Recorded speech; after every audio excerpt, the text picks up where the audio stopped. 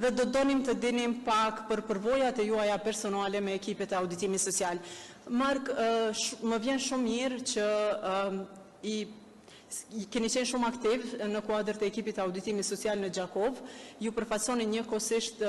një grup të marginalizuar të shoqërisë dhe jeni bërë pjesë shumë aktive, keni treguar që mund të jeni zë i rëndësishëm në vendimarrje. Prandaj do doja që të dija se çfarë ju motivoi ju dhe si erdhi deri te përfshirja juaj në ekipet e auditimit social. Po, atëherë duke pas parasysh që auditimi social është vetëm një proces i cili në fokus ka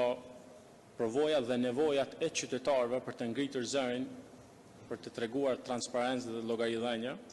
Unë kam pritur me kënaqësi ftesën e cila më është bërë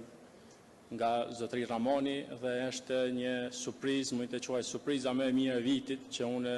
kam qenë pjesë e grupit të auditimit social dhe kam ngritur zërin konkretisht për personat e verbër të cilët jetojnë në komunën e Gjakovës dhe për gjatë auditimit social kemi pas mundësinë që të bëjmë monitorimin e 2 projekteve.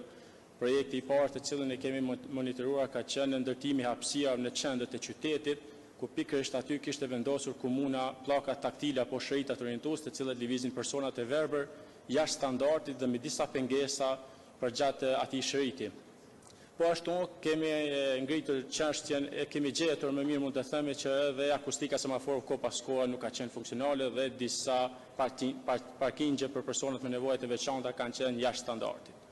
Fale auditimit social dhe antarëve të grupit të këtij auditimi të cilët kanë qenë shumë aktiv, po ashtu edhe fale gatishmërisë kryetarit të komunës së Gjakovës Ardian Gjinit dhe drejtorit të infrastrukturës zotësh Kumin Kastrati, kemi arritur që përmes këtij auditimi social pllaka taktile në qendrat e qytetit i bëjmë standard që mundsojmë qasjen e lirë personave të verbër sepse dha ata janë të barabartë. Kemi arritur që edhe pengesat në semaforin të rregullojmë dhe tashmë personat e verbër ndihen krejtësisht të barabartë me të gjithë qytetarët në komunën e Gjakovës. Përveç këtij projekti kemi monitoruar dhe zgjerimin e rrugës Martirë të Kombit në dalje perëndimore nga qyteti i Gjakovës, ku dhe aty kemi gjetur që në projekt nuk kanë qenë fare të planifikuar pllaka taktile që lëvizin personat e verbër, monte e shkopit të bardhë, po ashtu as shtegu i biciklistëve dhe mungesë e një stacioni për të ndalë autobusi. Meqense ajo rrugë është rrugë që lidh Kosovën me Shqipërinë. Përmes takimeve me kryetarin Gjini dhe drejtorin e infrastrukturës kemi arritur që të bëjmë një përmirësim dhe të kontribuojmë që infrastruktura të jetë e përshtatshme për të gjithë qytetarët, pa marrë parasysh që a kanë aftësi të kufizuar apo nuk kanë.